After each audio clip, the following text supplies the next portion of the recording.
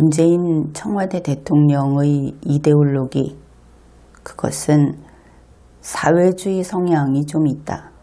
그리고 꼬뮤니즘, 집단주의라는 의미에서 꼬뮤니즘 성향이 있다. 그렇게 알려져 있습니다. 그러면 그가 김일성 주체사상을 신봉하는가? 아니면 김정은에게 충성하는가?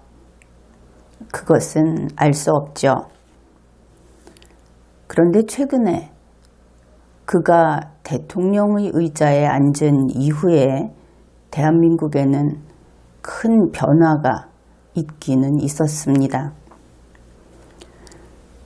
2017년 5월 1일에 문재인과 김정은의 뜻을 받들어서 이런 활동을 한다 하는 것이 그 이전까지는 우리 국민들이 어떻게 그런 일을 할 수 있는가 하는 그런 일들을 하고 있다 하는 겁니다. 이러한 집단들, 이러한 어떤 활동을 하는 집단들에 대해서 북측 김정은 집단은 김정은의 뜻을 받들어서 그들이 그렇게 한다 하는 것을 명시해서 선전을 하고 있습니다. 그러면 그러한 사람들은 어떤 활동을 하는가? 미군 철수를 주장하는 그런 집단이 활동을 하고 있습니다. 원전을 반대하는 집단이 그런 활동을 하고 있고, 사드 철수를 주장하는 그런 집단이 또 그런 활동을 하고 있습니다. 그뿐 아니라 김정은이 서울을 방문해 주었으면 하고 그것을 간절히 바라면서 이상한 그 붉은, 어떻게 보면은 우리로서는 너무나 싸구려 꽃 그런 것을 들고 무슨 기도하듯이 무엇인가를 중얼거리면서 이런 의식을 거행하는 그런 집단도 나타났습니다. 그런데 대한민국 밖에서 이러한 대한민국의 모습들, 그것을 평가할 때 이것은 분명히 대한민국의 국가 이익을 해치는 그런 것이 틀림없습니다. 그런데 이처럼 대한민국 국가 이익과 관련이 있는 이런 집단 행동에 대해서 문재인 청와대 대통령은 전혀 개의치 않는다. 이것 하나는 명백한 것 같습니다. 그런데 바로 그러한 태도 때문에 우리 국민들은 저것은 좀 위험한데 하면서 걱정을 하는 것이지요. 왜냐하면 대통령의 의자에 앉아있는 공무원은 대한민국 헌법 시스템 아래에서 거기에 복종하는 법 로봇입니다.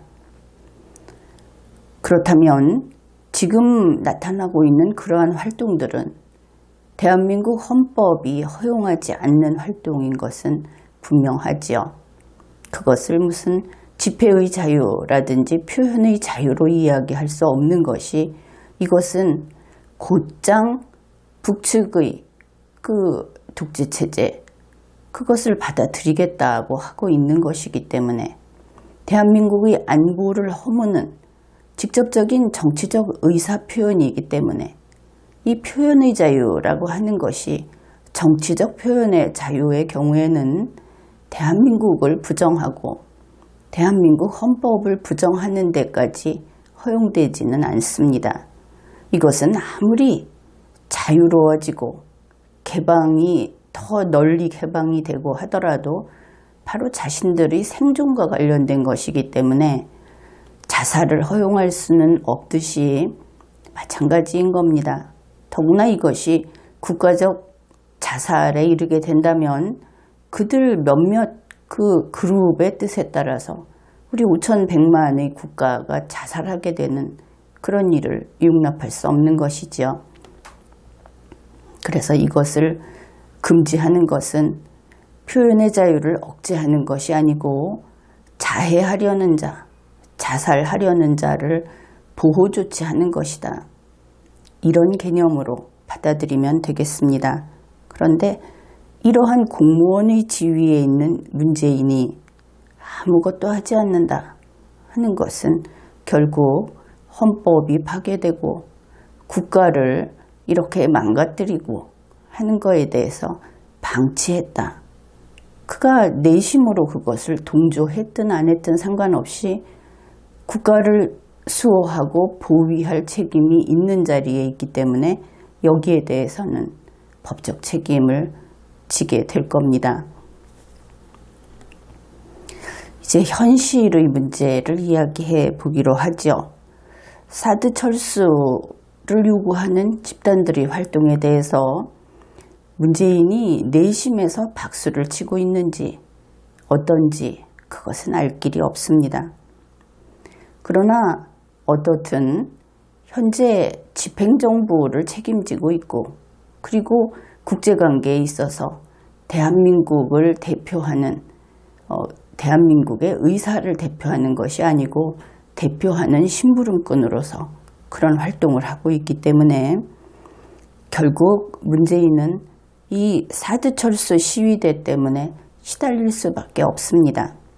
그런 면에서 이 시위대는 문재인을 괴롭게 하고 있다. 이것은 분명한 사실이죠.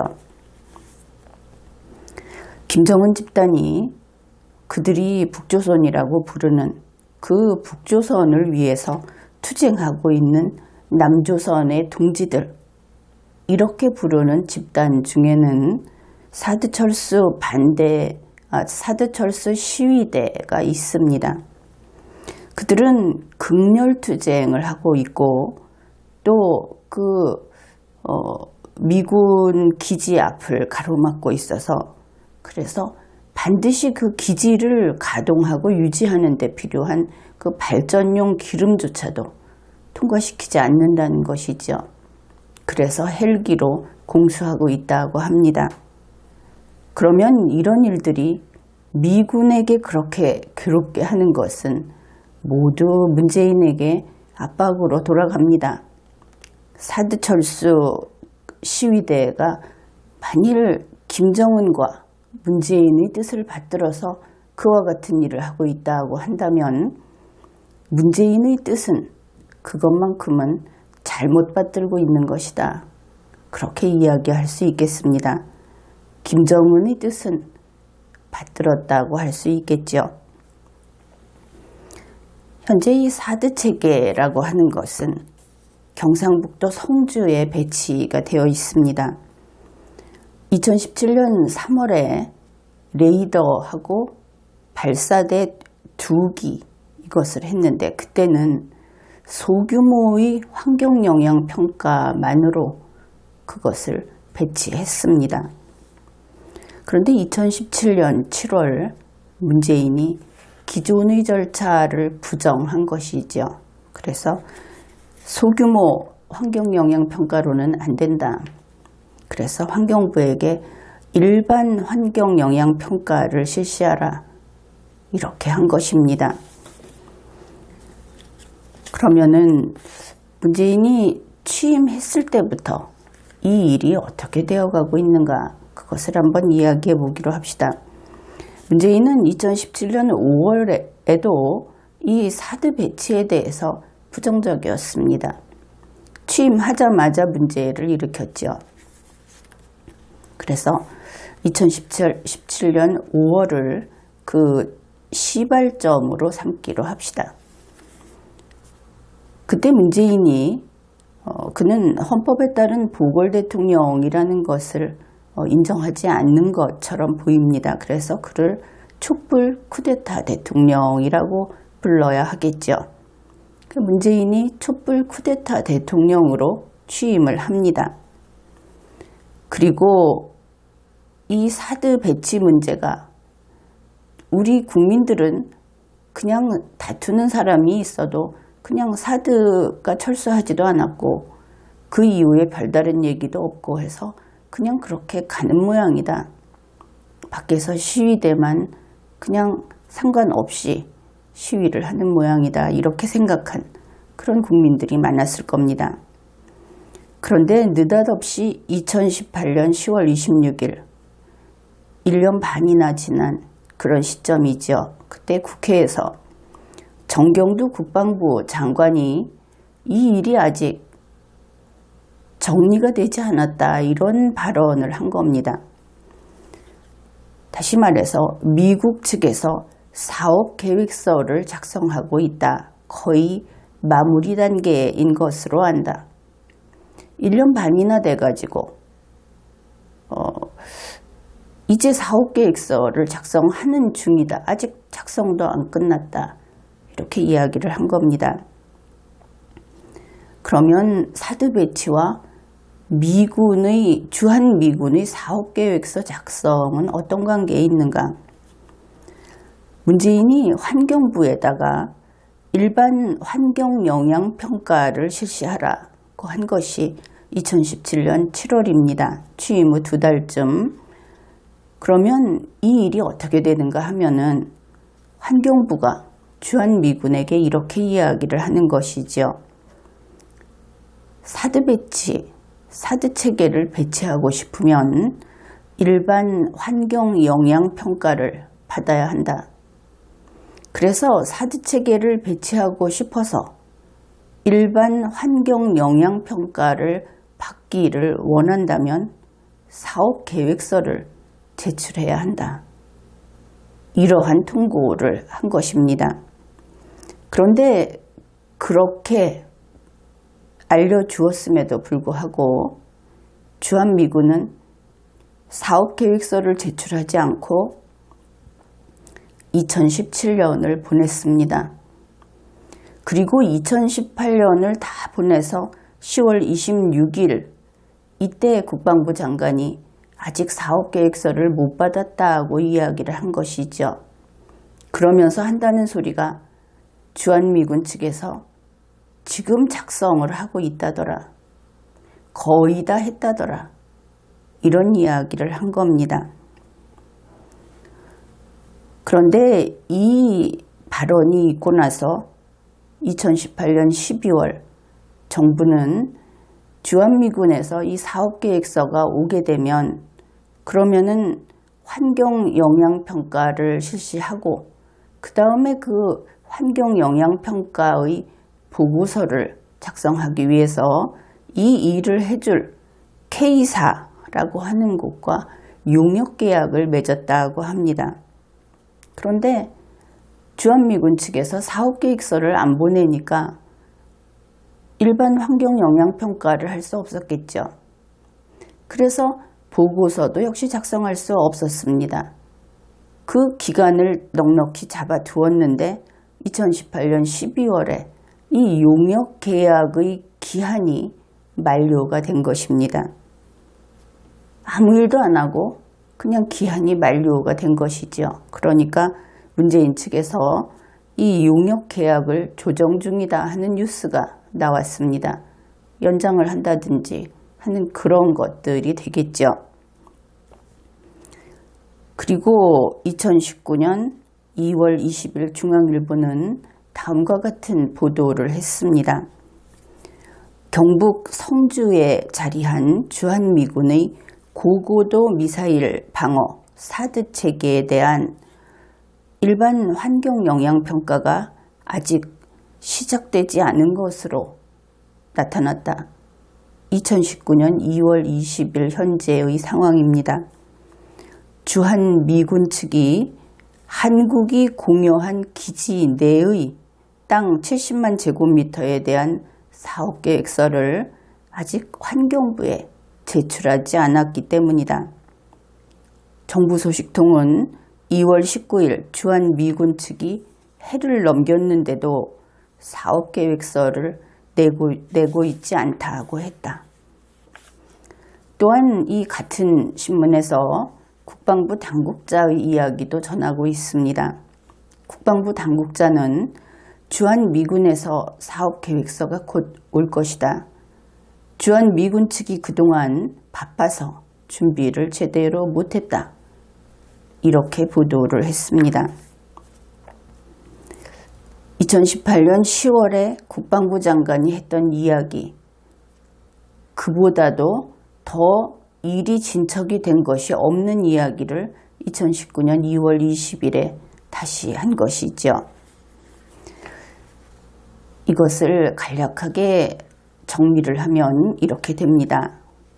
문재인이 미국 트럼프에게 이렇게 이야기를 한 것이죠. 한국 땅에 사드를 배치하고 싶으면 어디 한번 국어를 해봐. 이렇게 이야기를 한 겁니다. 그런데 미국이 국어를 하지 않은 것이죠. 그렇지만 현재 문재인은 미국의 국어를 받으려고, 미국이 국어를 하는 그 꼴을 한번 보려고 스탠바이 하고 있습니다. 근 19개월째 이렇게 스탠바이 하고 있는 것이죠. 다리가 꽤나 아프겠죠.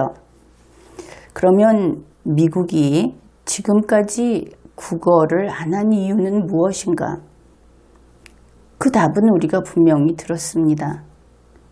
바빠서 국어를 못했다 하는 것입니다. 여기에서 무슨 일을 하든지 반드시 자기 발등을 찢는 문재인의 그 스타일, 그것을 또다시 확인하게 되었습니다. 아무리 해도 불길한 문재인, 지지리도 재수가 없는 문재인, 그것을 또 확인한 것이죠. 처음에 한국에 사드를 배치하려고 했을 때 그때 한국은 좀 튕기는 입장이었습니다. 갑을관계로 따진다면 갑에 가까웠던 것이죠. 그런데 그 상태에서 문재인이 미국 보고 땅바닥에 엎드려서 기어봐, 나한테 국어를 해봐 하면서 그 못된 짓을 하고 나서 이제 갑을관계가 완전히 뒤집혔습니다. 지금은 확실히 한국이 을입니다. 만년을의 자리에 가서 먼저 앉아있는 그러한 문재인 때문에 우리 대한민국은 늘 이 모양 이 꼴인 것이죠. 벌써 2년째 이런 겁니다. 그러면 2019년 2월 20일 중앙일보의 이 뉴스 속에는 지금까지 이야기한 이러한 사실관계 말고도 또 다른 뜻이 내포되어 있다. 그래서 그것을 알아보기로 하겠습니다. 이 뉴스에는 미국 국방부 그 펜타곤에서 이런 이야기를 한다고 합니다. 북한 비핵화 이후에는 사드를 계속 한국에 배치할 필요가 적다, 이렇게 이야기를 했다. 그런 이야기가 나오고 있다 하는 것이죠. 그러면 미국의 입장을 정리하면 이렇게 될 겁니다. 미국은 대한민국 성주에 사드 체계를 그렇게 배치하기를 원하고 있지 않다. 또 하나는 미국은, 트럼프는 문재인에게 구걸할 생각이 없다. 이 두 가지를 알 수 있는 겁니다. 그러면 문재인은 이제 어떻게 할 수 있는가? 하나는 미국에게 사드 가져가라 하고 사드 철수를 요구할 수 있습니다.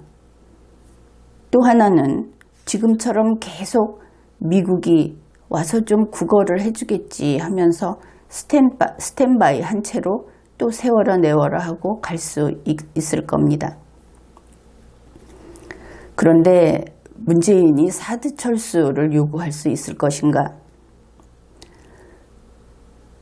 트럼프 대통령은 한국에 사드를 배치할 필요가 있겠는가 하는데 정말 부정적으로 보고 있는 사람이다. 이런 이야기가 나오고 있죠.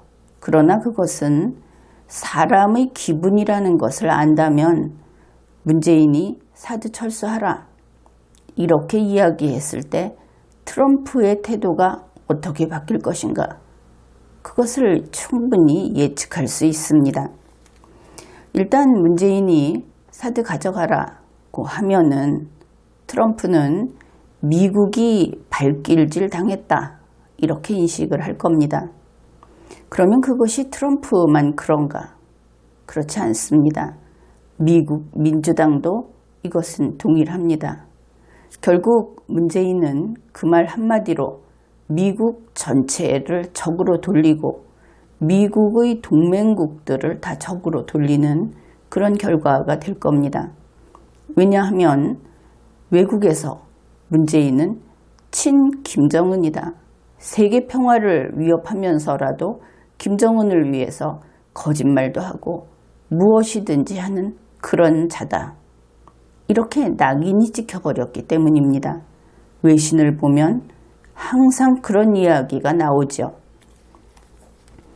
그뿐 아니라 지금에 와서 사드 철수를 요구한다면 한국 국민의 50% 이상이 문재인에게 비판을 할 겁니다. 책임을 지울 겁니다. 그러니 결국 이 상황에서 문재인이 택할 수 있는 길은 한 가지밖에 없습니다. 그저 모르는 척 하면서 계속 스탠바이 하고 있는 것이죠.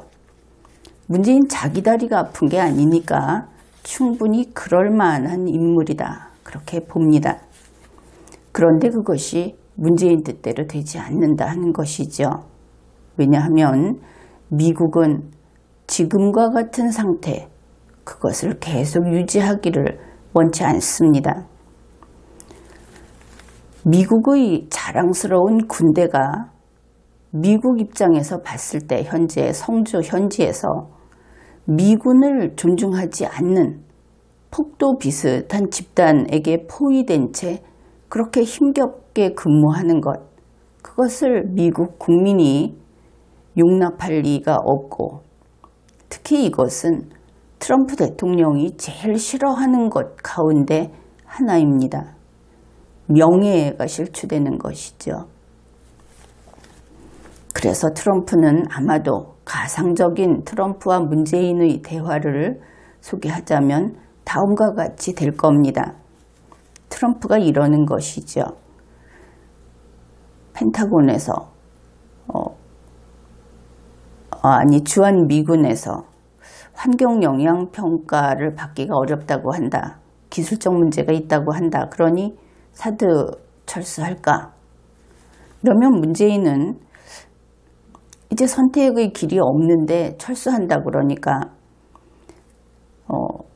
더구나 미국만이 아니고 사드 철수하게 되면 문재인은 이 자유진영, 자유세계로부터 완전히 버림을 받게 됩니다. 그러니까 환경영향평가는 특별히 이번의 경우에는 안 받아도 되니까 사드 배치를 하자, 그대로 하자 이렇게 이야기를 하겠죠.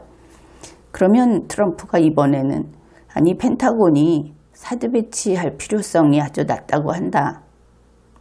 그러면 문재인은 그래서는 안 된다. 사드가 한국에 필요하다. 반드시 사드 배치를 해야 된다. 이렇게 이야기를 할 겁니다. 그 다음에 트럼프가 답을 하는 것이죠.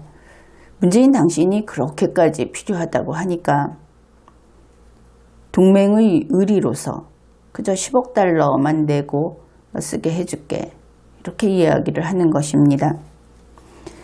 그러면 문재인은 이 제안을 노하지도 못합니다. 거절하지도 못하고 그냥 모르는 채, 그 특유의 모르는 채를 하면서 시간 끌기 작전을 해나갈 수 있겠죠.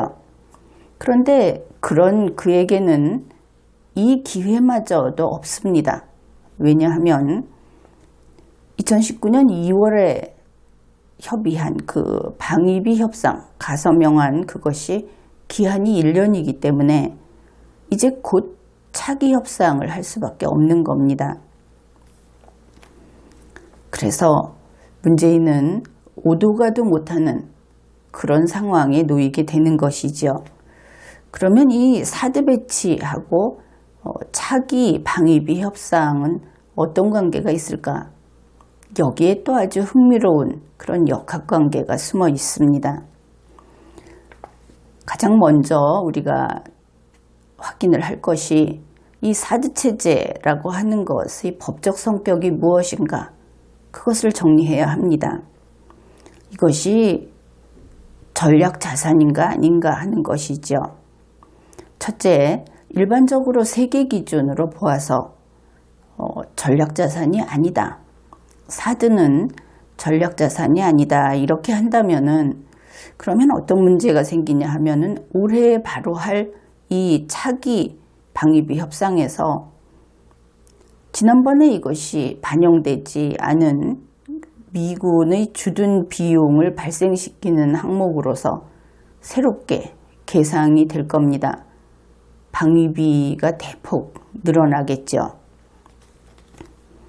그 다음에 둘째로 이 사드 체제를 전략 자산이라고 할 경우는 어떻게 되는가?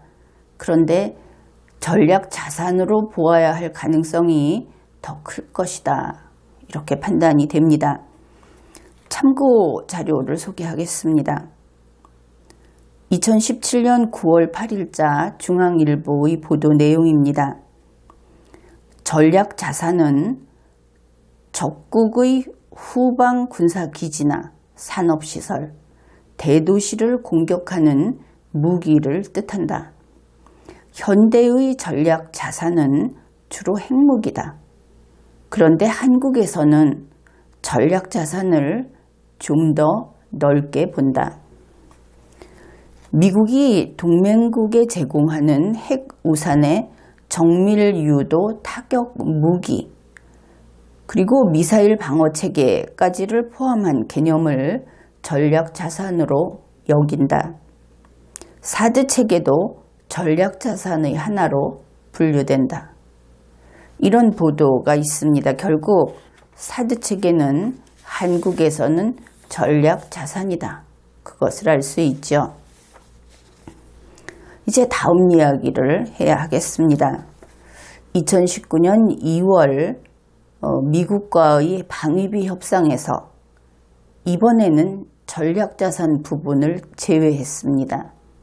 그런데 그 제외한 것에 대해서 정부는 대단히 그 공을 세운 것처럼 좀 자랑을 했죠.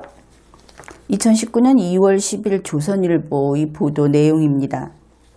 미국은 이번 협상 과정에서 전략자산 전개 비용 등을 우리 측이 분담하게 하려고 제기했던 작전 지원 항목을 신설하자 하고 요구했다가 그것을 철회했다. 왜냐하면 방위비 분담금 협정의 그 취지와 목적이 미군의 주둔 경비를 분담하는 데 있다고 하는 한국 정부의 입장을 받아들인 것으로 전해졌다. 아마도 이번에도 악마는 디테일에 있다고 하면서 스스로 악마, 승리한 악마라고 자축을 했을지 모르겠습니다. 그런데 이제 상황이 완전히 틀어진 겁니다. 일단 문재인은 이렇게 생각을 할 수 있을 겁니다. 올해는 전략자산 전개가 없을 거다. 돈을 안 주겠다고 했으니까. 그리고 속으로는 전략자산 전개를 원치 않았을 수도 있겠죠.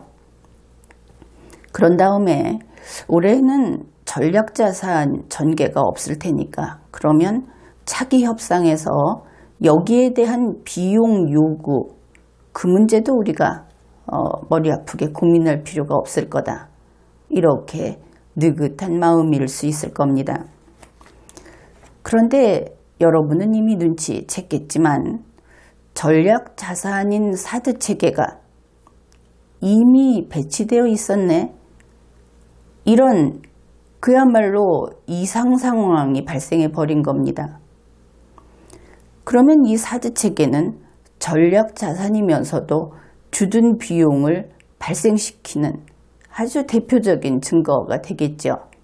그 비용에 대해서 미국이 대부분을 부담하고 우리는 무엇을 부담하고 이미 합의가 끝났으니까. 그렇다면 전략자산 전개 비용이라고 하는 것이 미군의 주둔 경비가 아니다 라는 논리로 배척했던 이 배척의 논리가 깨져버린 겁니다. 그러면 어떻게 되겠습니까? 한국 측의 논리가 한국의 실제 상황으로서 그저 입증이 되어버리니까 틀렸다는 것이.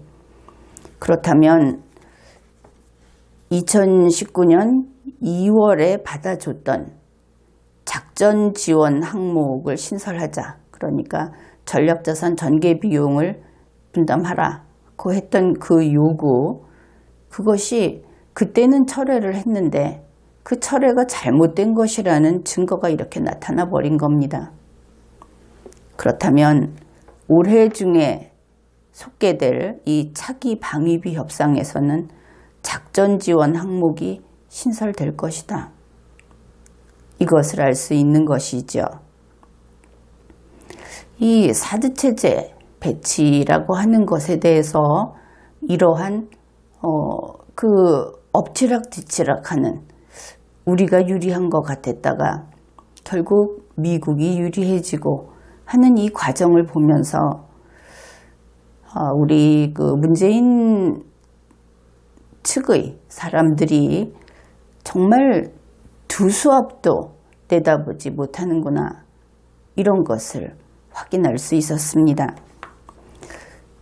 결국 이렇게 해서 돈을 가지고 서로 거래를, 협상을 하는 싸움에서 일단 한국이 지게 돼 있다, 그것을 확인을 했죠. 그러면 트럼프 대통령이 나빠서 이렇게 되는 것인가? 그것은 그렇지 않습니다. 모든 국가는, 설령 그것이 아프리카에 있는 부족국가라고 하더라도 모든 국가는 자기 나라의 이익을 지키기 위해서 이렇게 싸웁니다. 다만 문재인의 경우에는 머리가 딸려서, 그래서 이런 싸움을 할 때마다 지는 것 뿐이죠. 어쩌면은 그 머리가 딸리는 것만이 아니고 문재인의 가슴 속에는 애국심이라는 것이 없어서, 그래서 애초에 이기고자 하는, 이 나라를 위해서, 이 나라의 이익을 위해서 싸우고자 하는 투지 자체가 없는지도 모릅니다. 만일 그렇다면 우리는 불충한 신화를 두고 있는 셈이 되겠죠. 지금까지 리걸마인드 연구소였습니다.